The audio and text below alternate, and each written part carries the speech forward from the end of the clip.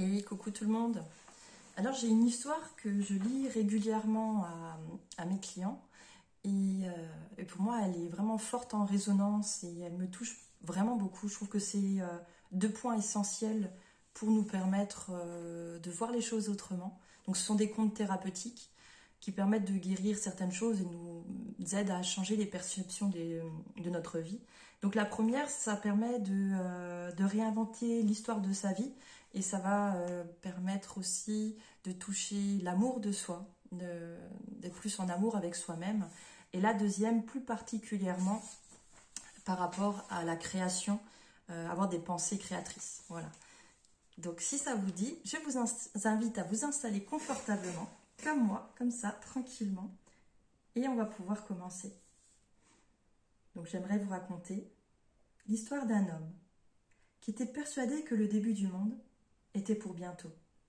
Oui, le début du monde, et non la fin du monde. Il n'était pas survivaliste, il était vivant. Il était plein d'espoir pour le monde de demain. Et même si certains le jugeaient naïf, lui il était persuadé que son espoir était sa plus grande force. Dans son garde-manger, il n'y avait pas de provisions pour 10 ans. Par contre, il y avait des paquets de serpentins et de cotillons.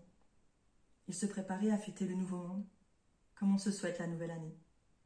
Il était persuadé que le meilleur était en gestation. Il le voyait sur le visage des gens qu'il croisait, même si eux-mêmes n'en avaient pas conscience. Lui, il le devinait. Il savait qu'un monde meilleur se profilait, alors tous les jours, il s'entraînait à être heureux, comme un sportif de haut niveau. Il préparait ses abdominaux à rire beaucoup. Il entraînait sa mâchoire à se déployer au maximum de l'humour. Et surtout, il s'entraînait à aimer.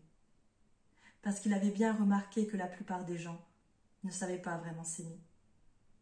Alors il s'entraînait à être doux, bienveillant. Il s'entraînait à être encourageant et réconfortant.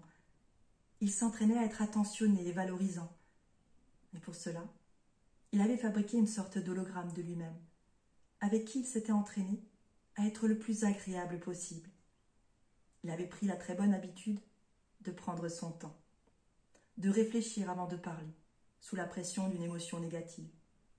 Il préférait la coucher sur le papier, pour ensuite parler calmement, sous la douceur de l'amour. Car l'amour et la colère, quand elles s'expriment, elles n'obtiennent pas le même résultat.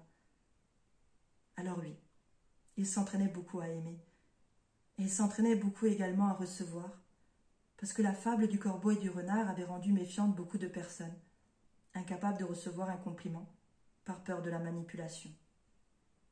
Donc il s'entraînait à ouvrir les mains, pour que la vie lui dépose des surprises. Il entraînait aussi ses yeux à voir la magie de la vie, parce qu'il le savait, pour la voir, il fallait y croire.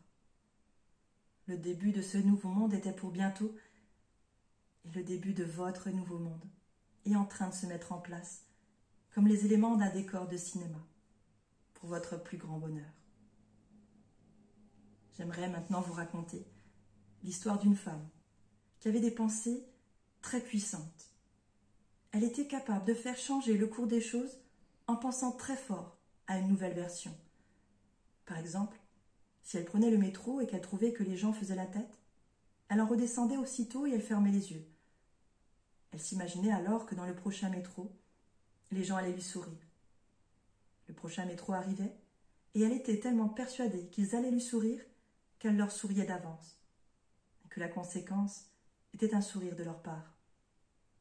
Elle était très forte pour changer les choses à l'extérieur d'elle en changeant d'abord les choses à l'intérieur d'elle. Mais elle n'était pas du style à penser que tous les Parisiens tiraient la tête, enfin disons, qu'elle ne le pensait pas en permanence. Par moments, elle arrivait à penser que c'était des gens très sympathiques et souriants. Et bizarrement, dans ces moments, elle en rencontrait plein. Quand elle se disait qu'elle allait tomber sur un serveur gentil au café, bizarrement, elle en rencontrait. Et si jamais elle oubliait de le penser, elle ressortait du café, fermait les yeux et pensait de nouveau à la manière dont elle voulait être accueillie ici.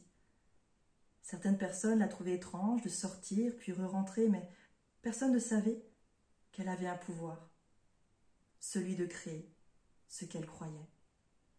D'ailleurs, depuis quelque temps, elle avait décidé de croire que sa carrière allait s'envoler, qu'un producteur allait la contacter, que quelque chose de magique allait se produire. Elle y croyait tellement que la vie s'organisait pour répondre à cette croyance, comme à un plan. Et si jamais elle oubliait de bien penser avant de s'endormir, elle ressortait de son lit pour y rentrer et s'y installer avec la bonne pensée. Bye bye la croyance, que les producteurs étaient des arnaqueurs sans cœur. Bonjour la croyance, qu'ils pouvaient être extraordinaires. Croyez-le ou non, mais elle a créé de l'extraordinaire dans sa vie. Alors oui, vous aussi, vous pouvez créer de l'extraordinaire dans votre vie.